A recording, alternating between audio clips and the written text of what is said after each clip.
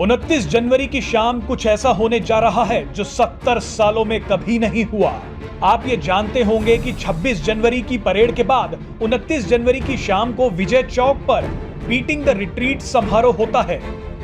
इस समारोह में सेना और केंद्रीय सशस्त्र पुलिस बलों के पारंपरिक बैंड अलग अलग धुन बजाते हैं और देश के लिए शहीद हुए जवानों को याद करते हैं। लेकिन इस बार बीटिंग द रिट्रीट सेरेमनी में पिछले 70 सालों से बजाई जा रही एक धुन को नहीं बजाया जाएगा। ये धुन है अबाइड विद मी। इस बार बीटिंग रिट्रीट समारोह पर केंद्र सरकार ने इस स्कॉटिश भजन की जगह भारतीय गाने की धुन को शामिल कर लिया है।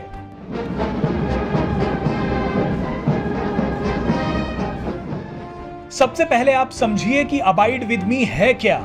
यह ईसाई धर्म का एक लोकप्रिय भजन या प्रार्थना है। हिंदी में अबाइड विद मी का मतलब है मेरे साथ रहो। माना जाता है कि गणतंत्र दिवस समारोह में पहली बार अबाइड विद मी धुन को वर्ष 1950 में शामिल किया गया था। बताया जाता है कि इसके पीछे केवल एक ही मकसद था और वो ये कि ये भजन महात्मा गांधी की पसंदीदा धुनों में से एक थी। लेकिन आपको जानकर आश्चर्य होगा कि इस बारे में कोई ठोस जानकारी नहीं मिली है।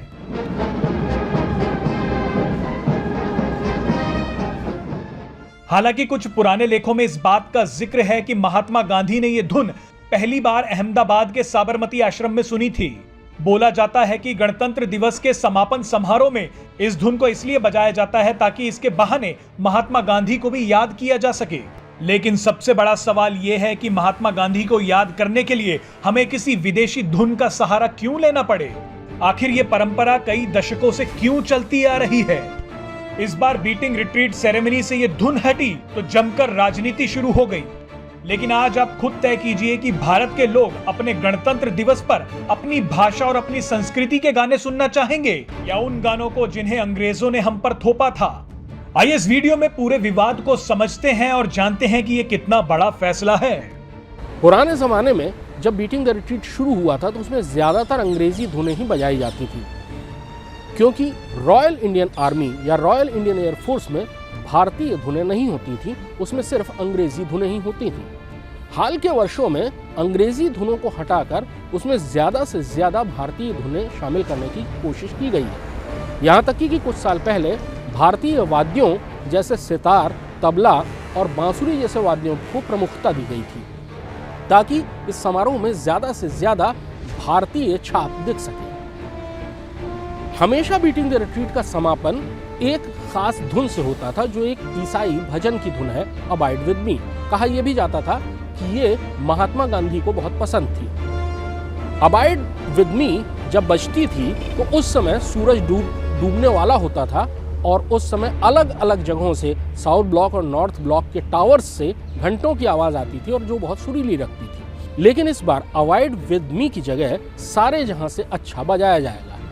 ये उसी एक प्रक्रिया का हिस्सा है जिस प्रक्रिया के तहत अंग्रेजी धुनों को हटाकर उसमें भारतीय धुनें लाई जा रही हैं। बीटिंग द रिट्रीट समारोह में अंग्रेजी धुनों की तादाद धीरे धीरे कम हो रही है और उसकी जगह हिंदी धुनें आ रही हैं। सारे जहां से अच्छा मशहूर शायर अल्लामा इकबाल ने लिखा था और ये एक तरह से भारत का कौमी तराना रहा है।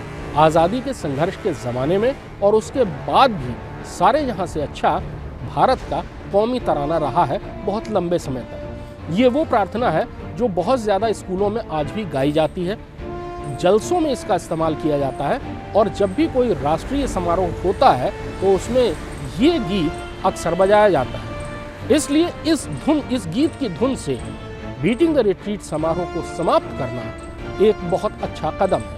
Presenting V News app available on Google Play and App Store. Download it now.